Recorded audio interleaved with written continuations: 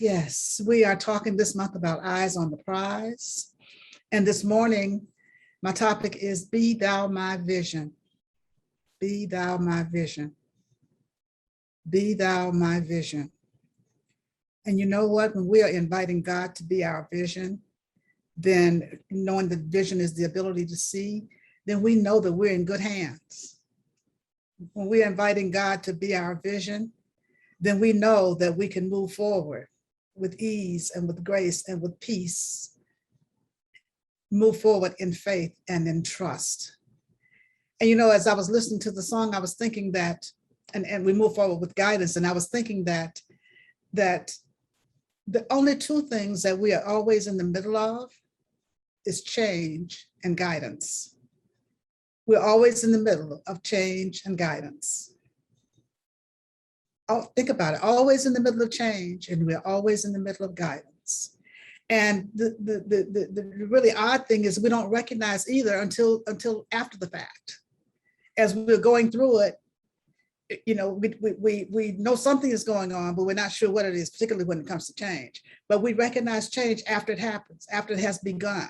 We recognize guidance after the fact. We can look back and see that, this was guidance all along. I was being guided all along. And that's why it is so important for us to really know that it is God's vision. It is God's vision that we want. It is God's vision that we want to lead us. It is God's vision that we want to guide us. It is God's vision that is always seeing rightly, seeing exactly where to go, how to do, what to do, where, and all that. All those answers are always right there because God already knows. Because God already knows what's in store for our lives. God already knows everything that needs to be known. And so rather than using our own blurred vision, our own vision that is blurred by everyday circumstances, by experiences, by our past, by whatever may be going on in our lives, by whatever we may be experiencing, loss or chaos, or whatever the case may be, that creates blurred vision for each one of us. But God's vision is always clear. God's vision is always the only vision that is. And that's the vision that we want to be guiding us along. And so I'm inviting us today to really, really move into that place of total trust and total surrender, where we can do one thing. Number one is just let your morning mantra be, when you open your eyes after you say, thank you, God, is be thou my vision this day. Be thou my vision this day. Be thou my vision this day. Because what you're saying is you're seeing for me, see for me this day. I can't see for myself, see for me this day. Because I know when God is seeing for me, that I'm being guided, I'm being directed, I'm being shown the way, I'm being protected. Everything is taken care of. But when I turn it over and say, be thou my vision this day, then that means that we're willing to just open up and just allow the day to unfold, just allow God's guidance to unfold, just allow us to be moved in the direction that we need to go, doing the things that we're supposed to do, without fear, without concern, but certainly with trust, with total surrender.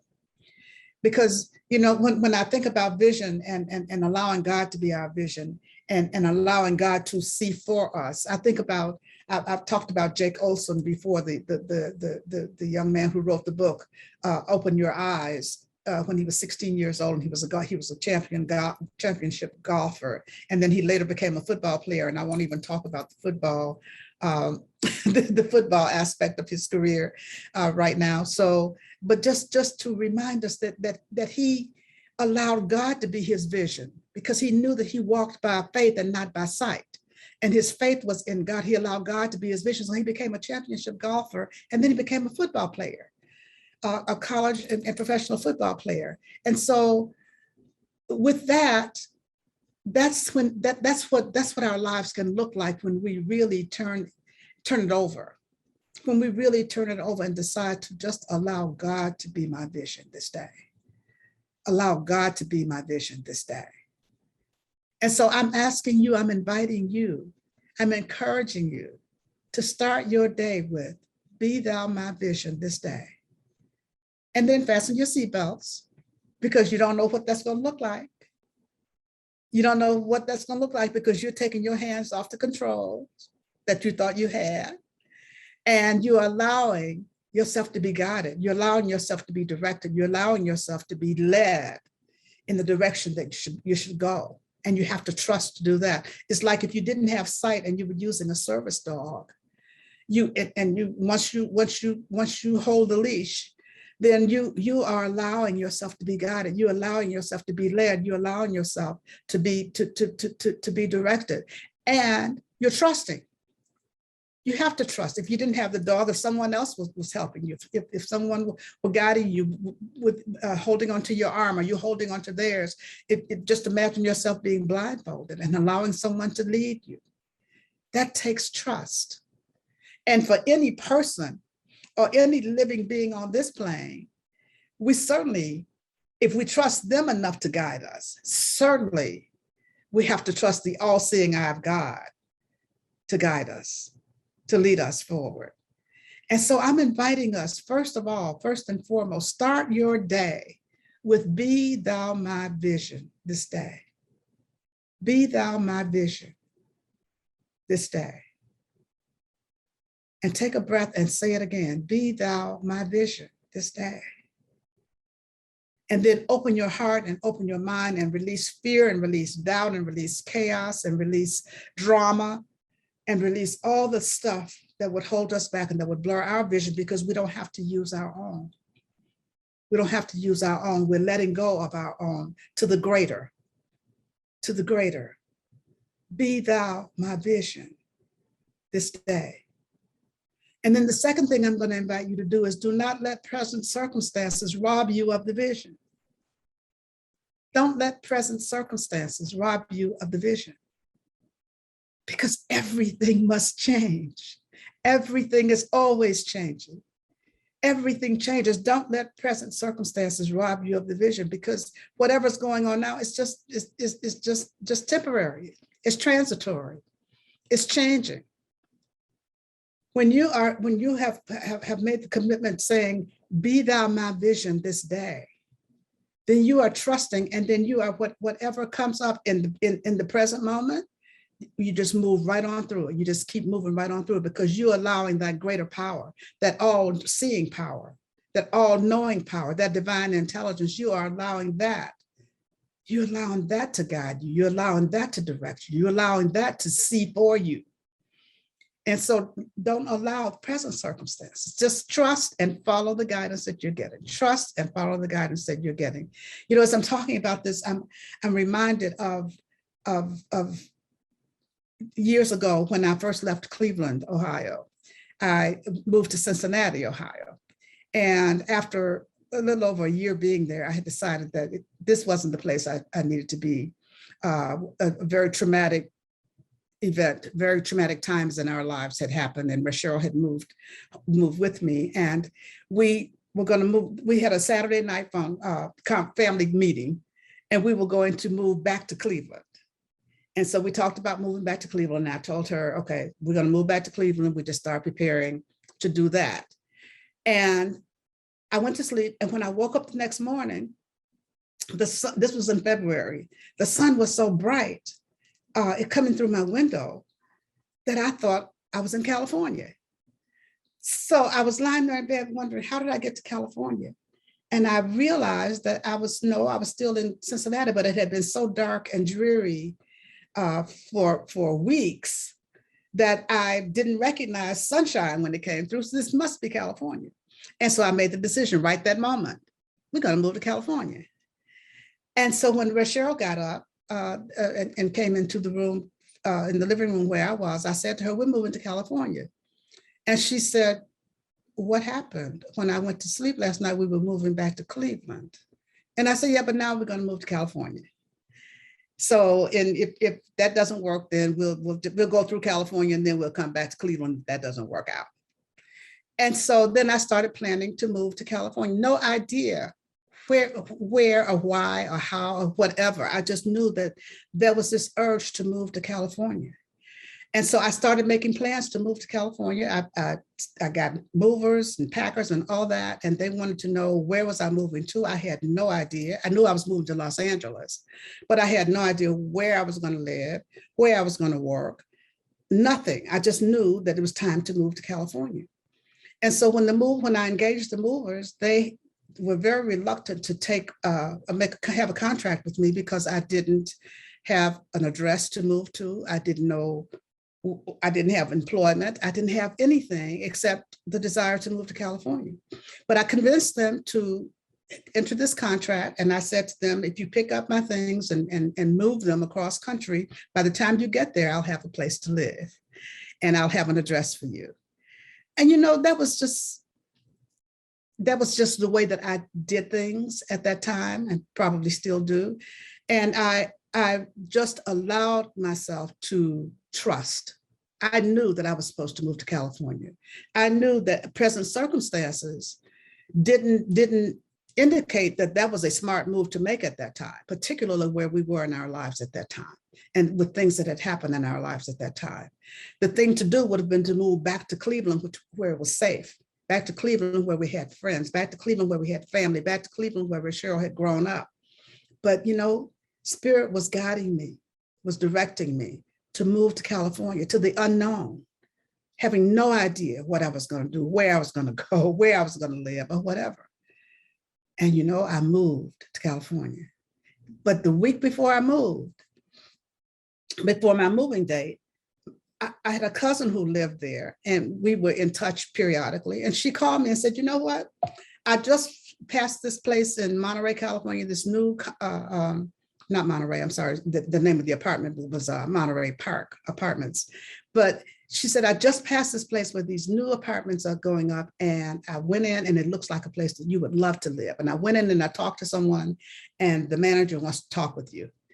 And I talked to that manager on the phone. We made all the arrangements. She described the apartments to me.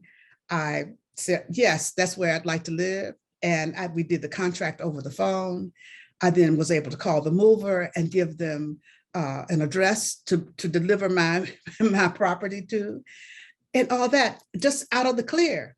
And I hadn't talked to my cousin in a long time, except to let her know that I was going to be moving to California. But we hadn't had a conversation, but she just decided to be out riding, and she rode by this place that she saw. That was a perfect place for me to live. So within that time frame, I was able to move right into that perfect place for me, right into that perfect place that I was supposed to be. And you know what? That was because God's vision, that was God's vision guiding me. God was being my vision. I could not have seen my way. I could not have seen my way with all the present circumstances, all the things that were going on, all the chaos that was going on, all the trauma that had happened in our lives at that time. I could not have seen my way clear to make that move. However, God knew what was in store for me. God already knew. I was in the middle of change. I was in the midst of change. I was in the midst of guidance, just moving to Cincinnati and just waking up in the morning and thinking I was in California. I was in the midst of change, and I was in the midst of guidance at the same time. And so I made the move to California, and then the rest is history. Then I went to Agape, then I became but long before I went to Agape, I went to other religious science churches, but went to Agape, became a religious science practitioner, and stayed there. And then we moved back to Cleveland. But by that time, 10 years had passed. And just allowing God's vision, allowing God to be my vision, allowing God's vision to unfold while God was being my vision was perfect for me. That was a perfect solution. And so that's what I'm asking you to do. God's vision is unfolding when we say, be thou my vision. See for me, and then allow your vision to come through and live the life that you have created for me. Live the life that I was created to live. And that's what we are saying when we say, be thou my vision, and then not allowing present circumstances, not allowing challenges that come up, not allowing those challenges that come up to dictate how we're going to live our lives, to dictate our trust factor, to dictate our faith factor. We just take a deep breath and we trust, and we take a deep breath and we trust. And we sometimes take a big old deep breath and we trust, and we keep walking forward knowing that God is our vision and allowing God to be our vision, allowing God to be our vision. Because when we're saying, be thou my vision this day, we're saying that, yea, though I walk through the valley in the shadow of death, I will fear no evil, for thou art with me. Thy rod and thy staff, they comfort me. Thou preparest a table before me in the presence of mine enemies. That's what we're saying. Yea, though I walk through the valley in the shadow of death, I shall fear no evil, for thou art with me. Thou art guiding me. Thou art directing me. Thou art my vision. And that's what I'm trusting, that thou art my vision. And so be thou my vision this day, oh God. Be thou my vision this day, and then stay focused on that without allowing other things that come up to interfere, without allowing other things that come up to interfere. Because sometimes when those challenges come up and those things come up, those are calls from beyond. Those are calls from beyond. It reminds me of Rumi's The Guest House. This being human is a guest house. Every day a new arrival, a joy, a meanness, a depression, some momentary awareness. Some momentary awareness comes unexpectedly. And he says, welcome them all. Welcome them all, even though there may be a crowd of sorrows that sweeps your house clean of all this furniture. Welcome them all. Welcome them all. Because there may be a guide that was sent to you from beyond. There may be a guide that was sent to you from beyond. So no matter what it is, this being human is a guest house. Every day a new arrival. We don't know what every day is going to bring. There's going to be something different every day. But we welcome them all.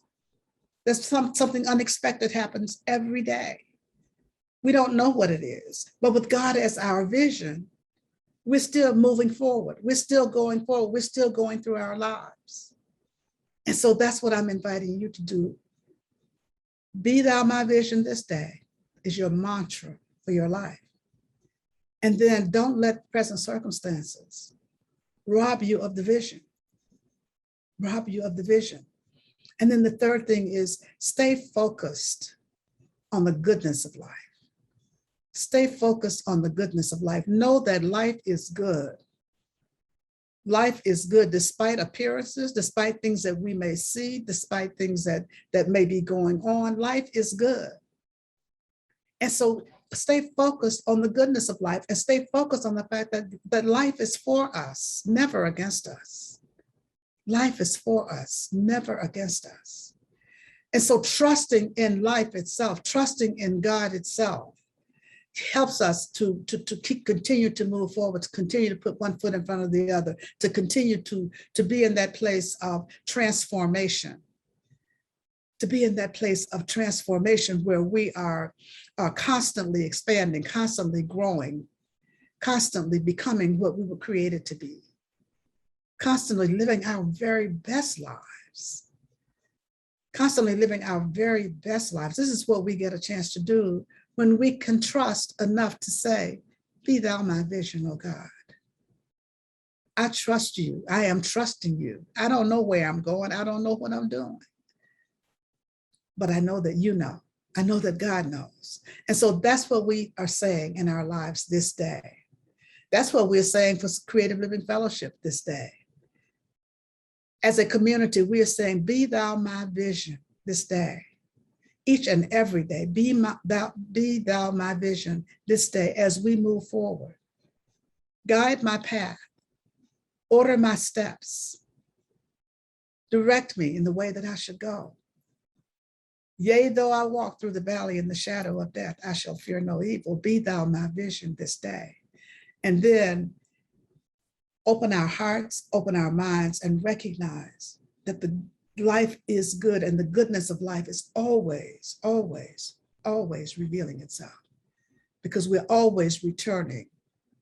We're always returning to the source of our being. Ernest Holmes says that science of mind conspires to take us back through the caverns of our dark thoughts to the source of our being. That the science of mind conspires to take us back through the caverns of our dim and dark thoughts to dim and dark thinking to the source of our being. That's what science of mind does for us. It takes us back through that old dim and dark thinking to the source of our being. This is how we get back to the source of our being, knowing that when we can change our thinking, we can change our lives. And when we can recognize that God is the source of our being, the only source of our being, and continuing to go back to our source, get back to our source, that everything is made new. And so when we are saying, be thou my vision, everything is made new. And we are recognizing that everything is made new. And we are accepting in our hearts and in our minds that everything is made new. We're saying, yes, God, thank you. Yes, God, thank you. Be thou my vision this day. So let's just take a breath and just turn within in this moment. Just turning within to that one source, that one power, that one mind, that one life, that one breath, that one activity, that one that we know is God, that one that is the prize on which we keep our eyes, that one power, that one mind, that one that I choose to call God, but by any other name, it is our source, the source of my being. It is that within which I live and move and have my being. It is that within which we all live and move and have our being. And it lives and it moves and has its being in each one of us. And so just knowing that this one source, this one power is my vision. It is the vision of each of us this day. We throw ourselves wide open and just say yes. Yes to oneness. Yes to the fact that we can never be separate from it, and knowing this truth, that it is our very life. I'm speaking this word right here and right now for each of us, a word of healing. Healing our sense of separation, whatever that may look like. Healing our sense of separation from God in every aspect of our lives, every aspect of our being. Healing our sense of separation so that we show up as whole beings, as perfect beings, as complete beings.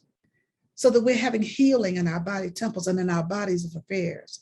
So that we're experiencing abundance and prosperity. It's all needs met. So that we're experiencing love and peace and joy and harmony and balance. And forgiveness and compassion. We're experiencing all the qualities of God in our lives, as our lives. And we release and let go of all those things that don't serve. We release and let go of anything that would hinder, anything that would keep us feeling separate. By this word that's being spoken here and right now, I know that we release and let go and open up to that healing presence of God that is always moving in and through and as our lives. For each one of us, this is a truth that I know. So as I open this circle of prayer, I pause momentarily so that you may speak the names of anyone you'd like held in prayer. You may speak their names silently or loud, and you may speak their names now.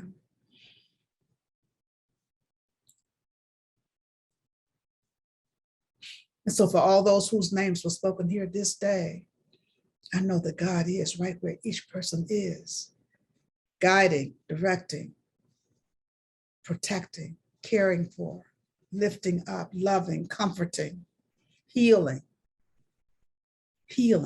every aspect of our being where there needs to be healing. This word goes out to anyone on this planet needing a prayer this day, knowing that God is in the midst of everything, every situation, every circumstance. God is in the midst of everything. This word goes out to our government officials, just knowing that decisions are being made for the highest and best, for all concerned. That there's a releasing of division, there's a releasing of divisiveness, there's a releasing of apparent separateness, and unity is beginning to reveal itself. wholeness is beginning to reveal itself in the minds and in the hearts of us all. And so I just simply say, thank you, Father, Mother God, for this day. Thank you, Father, Mother God, for this word that's spoken here this day. Thank you, Father, Mother God, for the perfect manifestation of this word that's spoken here this day. I know indeed that all is well. I know indeed that all is God. I know indeed that we all allow God to be our vision this day and each and every day. For this, I give great thanks. And I simply allow it to be. And so it is.